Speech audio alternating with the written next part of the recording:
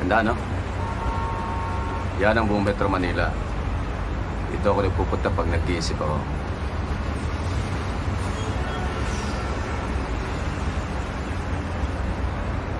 Kaingit nga buhay mo eh. Maayos. May gusto kong tanungin sa'yo. Ano ka ba nakatira? Sa Tondo.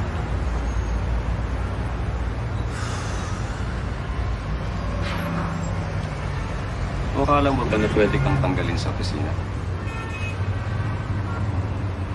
Nagtatrabaho ka bilang isang service courier sa isang armor company. Tapos ang lugar na tinitirahan mo, maraming mga nakatira na laging sangkot sa mga krimen. Alam mo ba na pwede nilang kunin ang pamilya mo?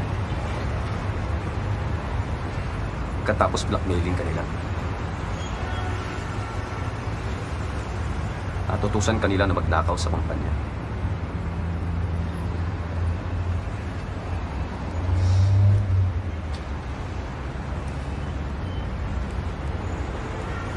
Pwede rin akong madamay sa ginawa mo, ka. Alam mo ba yan?